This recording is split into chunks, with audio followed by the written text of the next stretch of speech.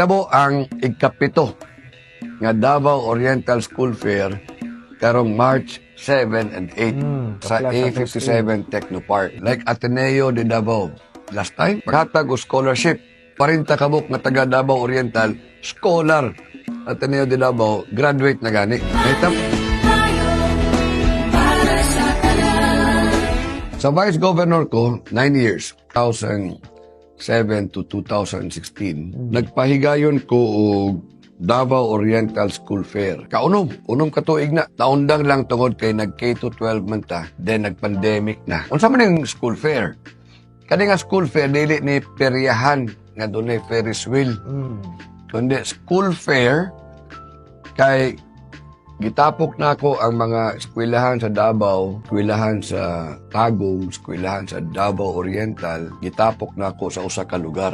Dito silang tanan. Kunya, giimbita po na ako ang mga mo graduate nga grade 12 students o graduating high school students nato. Wadto sila ngadto para nga mangita sila unsa ka nga eskwelahan ang ilang maangayan, unsa ka nga kurso, naabay mga scholarships, naabay entrance exam diha dayon. Kay kung wala guna Jim, ang mga bata magka-problema kay og manginteres og eskwelahan sa Davao, og gasto ang ginikanan, biyahe, board and lodging, unya mo pila ka ngadto sa UM, ang imong kauban sa pagpila, mga estudyante gikan sa Del Sur, Del Norte, Davao City, usa lang ka sa pila ka libo, no? Sa usa ka adlaw, duha lang ka eskwelahan imong madtuan. Nga di ka pa matagad pag-ayo.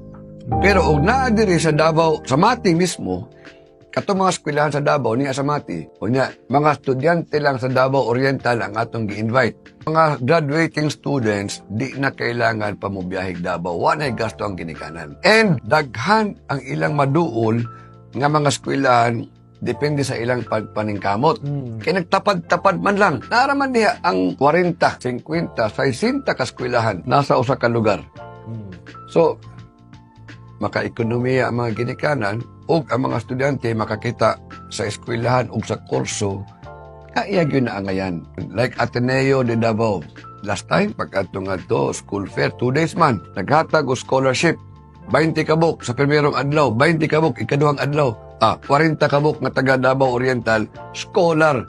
Ateneo de Davao, graduate na gani. Mahitabo ang ikapito nga Davao Oriental School Fair karong March 7 and 8. Diha sa A57 Technopark. Mag-abot ang mga eskwelahan, colleges, universities, government and private, ug ang mga tech box schools. Mao ni ang Davao Oriental School Fair. Kabahin gyapon ni sa ato ang programa sa Mayong Edukasyon para sa Mayong Kaugmaon. Kay sa ako, Jim, dulot gyud sa akong kasing-kasing isip usa ka pamilyado, isip usa ka amahan, ang paningkamot sa ginikanan sa pagpanginaot nga unta ang ilang mga anak inig dako na ang kinabuhi sa ilang mga anak mas arang pa sa kinabuhi nga ilang naagihan.